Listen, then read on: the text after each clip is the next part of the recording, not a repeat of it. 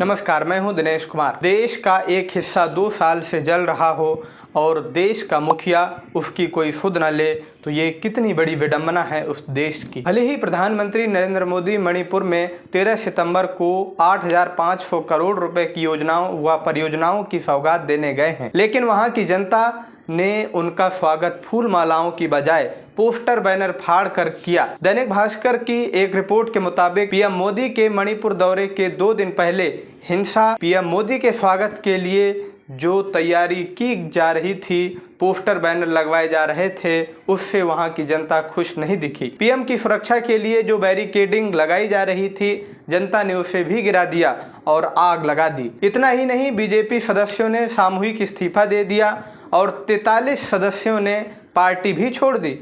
इससे ये बात तो साफ हो गई कि पार्टी में शामिल नेता भी बीजेपी के हाईकमान के निर्णयों से खुश नहीं हैं। आप सोचिए, अगर आप किसी के घर में मातम मनाने गए हों तो क्या आपका स्वागत नृत्य और संगीत से किया जाएगा? मोदी जी वैसे गए तो हैं मणिपुर में संवेदना व्यक्त करने, लेकिन उनके स्वागत और सम्मान में नृत्य का कार्यक्रम भी रखा गया है। विपक्ष भी इसको लेकर हमलावर है।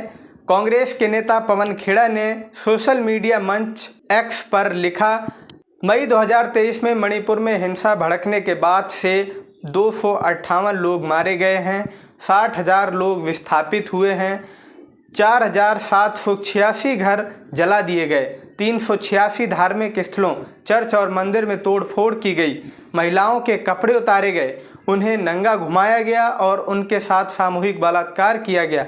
मणिपुर में आगजनी के 864 दिन बाद नरेंद्र मोदी आखिरकार 13 सितंबर को राज्य में कदम रखेंगे।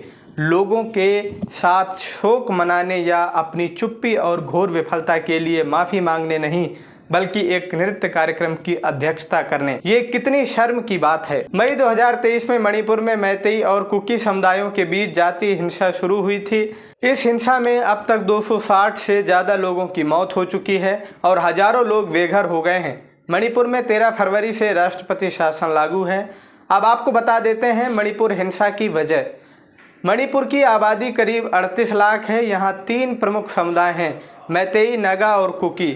मैतेई ज़्यादातर हिंदू हैं, नगा कुकी ईसाई धर्म को मानते हैं और एसटी वर्ग में आते हैं।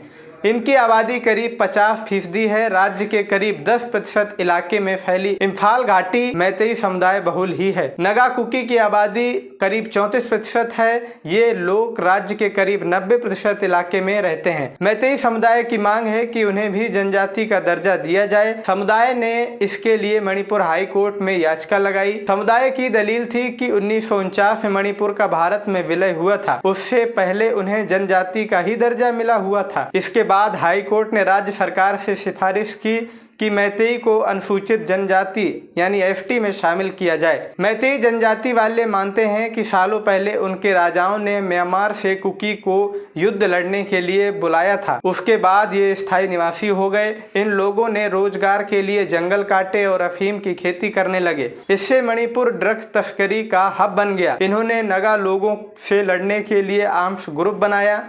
बाकी दोनों जनजाति मैतेई समुदाय को आरक्षण देने के विरोध में हैं। इनका कहना है कि राज्य की 60 में से 40 विधानसभा सीट पहले से मैतेई बहुल इम्फाल घाटी में है। ऐसे में एसटी वर्ग में मैतेई को आरक्षण मिलने से उनके अधिकारों का बंटवारा हो जाएगा। मणिपुर के 60 विधायकों में से 40 विधायक मैतेई और 20 विधायक नगा कुकी जनजाति से हैं। अब तक 12 सीएम में से 2 ही जनजाति से रहे हैं। ये पूरी जानकारी आपको कैसी लगी, फीडबैक दे सकते हैं और चैनल को भी सब्सक्राइब कर लीजिए।